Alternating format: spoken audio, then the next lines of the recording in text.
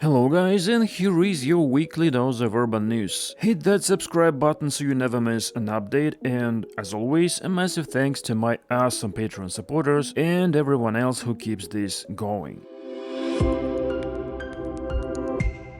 Today we start with officially the cutest news I've ever had in all my episodes. Amsterdam has allocated up to 100,000 euros to install steps along the canals in the city center to help cats and other animals get out of the water in areas with high walls. According to the animal welfare organization Deer and Ambulance Amsterdam, 19 cats have drowned in the city's canals in the last 6 months and 6 of them in the city center. So Judith from the Party for the Animals proposed that Amsterdam spend an unused 100,000 euros from the city's biodiversity plan to finance the wildlife exit points. And on July 10th, the Amsterdam City Council voted in favor of this proposal. Now the Dutch capital will work with Deer and Ambulance to identify the places where cats most often drown before installing these escape routes. And also in June, Amersfoort, a neighboring city in the Netherlands, announced the construction of about 300 cat stairs along its embankments and canals this year. You know,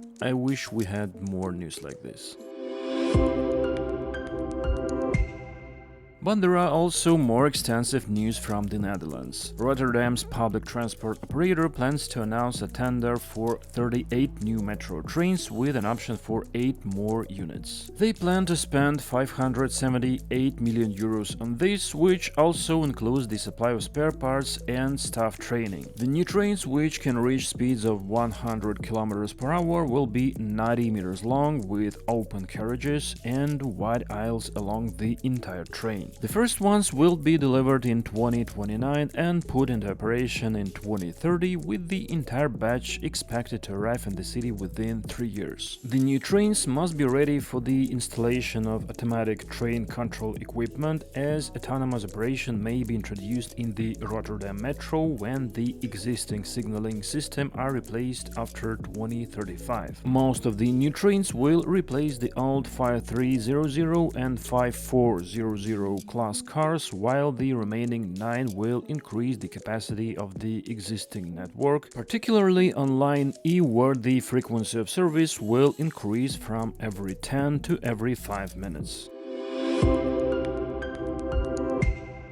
A new modern railway station, Prague Bubny, which was built instead of the old station from the 1920s, was opened in Prague. By the way, it is the first new railway station in the city in 40 years. It is a part of a broader project to improve rail connections west of Prague to the airport and the city of Kladno. The concrete building with 3 platforms is 250 by 50 meters and has a high ceiling with skylights that let light in. Also, if I'm not mistaken, there is an observation deck on part of the roof. Commercial spaces have been arranged under the tracks, and the platforms can be accessed by elevators and escalators. Construction began in 2023 and cost around 225 million euros. In addition to the building itself, the project also included the construction of about 1 kilometer of elevated tracks that pass over the city streets. For the new tracks, they built a concrete bridge, so now the railroad doesn't divide the district as much as it used to. The old station building has been preserved and is planned to house a Holocaust museum in the future. Of course, it is better to evaluate such places in person, but based on photos and videos, the building looks quite handy and functional, and I also like its minimalist style with interesting details. So that's a great upgrade for the area. Alstom has signed a 300 million euros contract to modernize Line D of the Lyon metro. The agreement covers delivery of 26 new generation rubber-tired trains for 145 million euros, as well as modernization of the line systems and automation for 158 million. The new MPL 25 two-car metro trains will be fully automated and will carry over 300 passengers. They are compatible with the MPL MPL-16 trains operating on Line B, allowing multiple cars to be used to increase capacity. The new trains are 96% recyclable, equipped with electric braking systems with energy recovery, and produce fewer fine particles thanks to minimal mechanical braking. By the way, the Line D itself, which was launched in 1991 as the world's first automatic broad-gauge metro, is 13 kilometers long and currently serves around 300,000 passengers daily. The new system will operate without platform doors, which will improve reliability and comfort. And by the way, this runs counter to what Not Just Bikes said about platform doors in their latest video. So I wonder what's the logic here.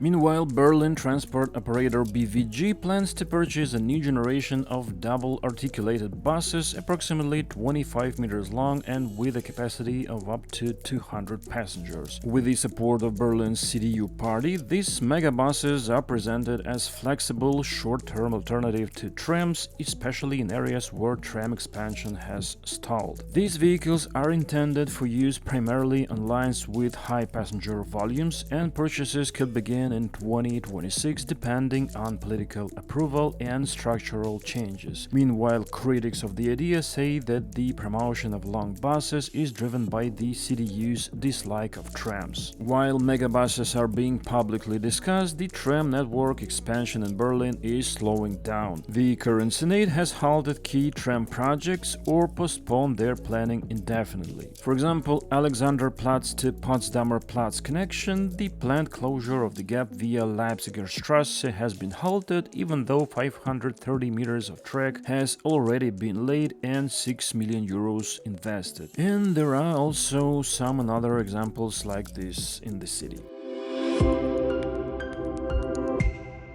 Meanwhile, Polish Railways held a tender for the supply of 42 high-speed double-decker electric trains with an option for an additional 30 ones. This is the first order for this type of trains in Poland's history and the largest so far in terms of the number of units intended for long-distance service. Alstom and Stadler participated in the tender, valuing their bids at 1.6 and 1.7 billion euros respectively. The contract provides for the delivery of trains along with a 30-year maintenance package. Over the next few weeks, the tender bids will be evaluated in detail to choose the winning contractor. Incidentally, both tender participants have production facilities in Poland and employ local engineers and staff. So, depending on the outcome, the trains will be manufactured either in Chorzów, Alstom, or in Siedlce, Stadler. The new trains will be designed for a long-distance travel and will be able to carry at least 480 passengers at speeds of up to 200 km per hour.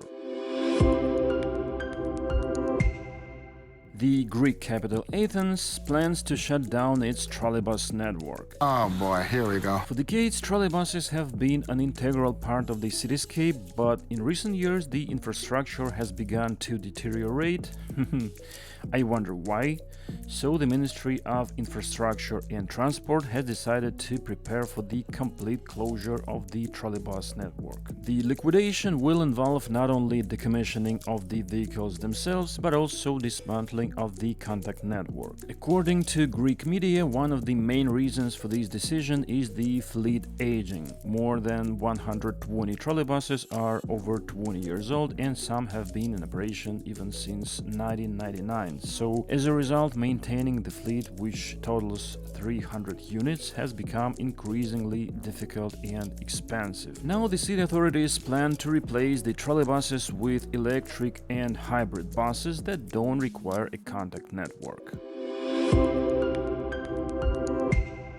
The Georgian capital Tbilisi plans to upgrade its metro system by purchasing 111 new cars from the Chinese company CRRC for 150 million euros. Each car will be up to 19.5 meters long and will accommodate 280 passengers. These new cars will be arranged in 25 trains, including 14 4-car and 11 5-car ones, and will increase the line's capacity. Initially, the cars were to be supplied supplied by the Russian-planned metro wagon mesh, but after Russian invasion into Ukraine, the order was cancelled due to the sanctions and the recall of funding from the European Bank for Reconstruction and Development. What about the Tbilisi metro itself? It was opened in 1966 and currently consists of 2 lines with a total length of 29 kilometers and 23 stations. In recent years, the existing cars manufactured between 1974 and 1991 have been modernized but are now nearing the end of their service life. Currently, the Tbilisi metro is served by 48 trains consisting of 192 cars.